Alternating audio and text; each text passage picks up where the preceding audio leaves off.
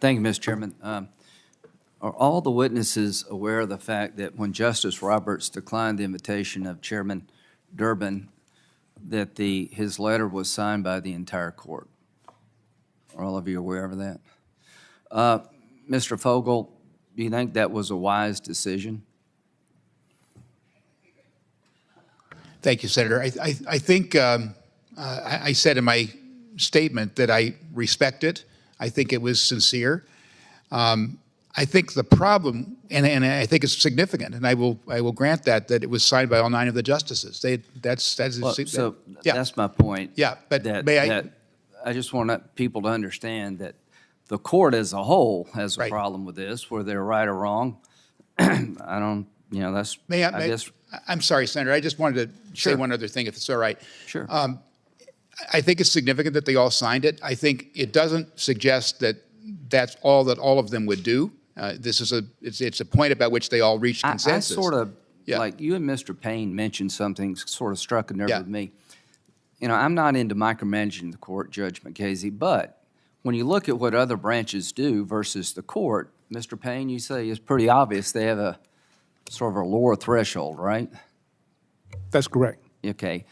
So what I would urge the court to do is take this moment to instill more public confidence. I'm not going to vote for any of these bills, but I think we'd all be better off if they did that. And here's what I want to kind of explain to people.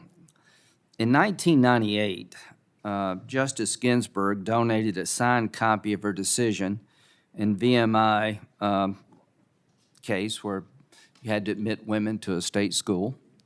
And it was auctioned off at a fundraiser supporting the National Organization of Women's Legal Defense Fund. Now, I didn't know that until this moment.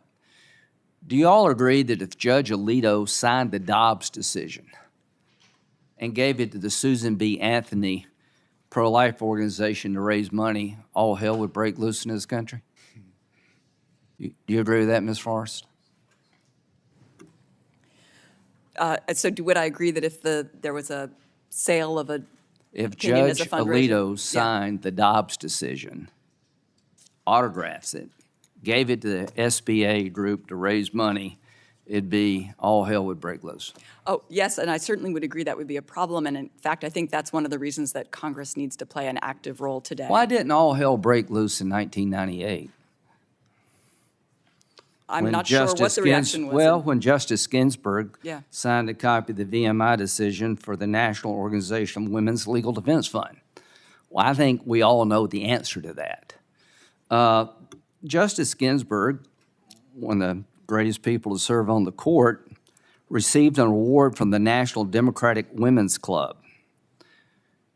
Can you imagine what would happen if Justice Roberts received an award from a Republican women's club? I think we may read more about it. Justice Ginsburg was given a $1 million award by the Berggruen Institute, and it's this annual philosophy and culture award for major achievements in advancing ideas that shape the world. Now, she didn't get the money personally, but they gave her $1 million to give to other people. Does anybody have a problem with that? Does everybody have a problem with that? Well, I'm going to assume silence means yes. The point we're trying to make here, I think, is that this effort to come after Justice Thomas is, I think, organized by the left. I think this moment where we could find common ground is being hijacked. I take Senator Durbin at his word. He's been concerned about this for a very, very long time. But the point is, the game has been played differently, and now we're in a moment where this court is under siege in multiple ways. And that is the problem I think most of us have. What are the lines to be drawn, and who's the referee? Does anybody know anything about the organization Demand Justice? Negative response for all members. Do you know where their money comes from?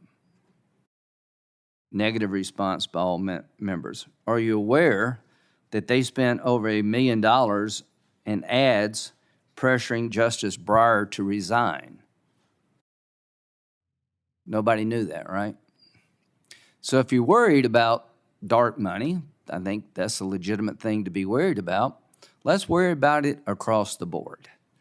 And I guess my point, Mr. Chairman, is that the efforts by Senator Schumer to go to the court and threaten the court with its very existence, the efforts by people to intimidate justices, decide cases before the court, can't be ignored. And here's what I worry about the most. This is not about trying to upgrade the ability of the court to be more transparent. It's about an effort to destroy the legitimacy of this conservative court. So to the panel, if you have any ideas or recommendations about how the court could be more transparent, count me in. That makes perfect sense to me.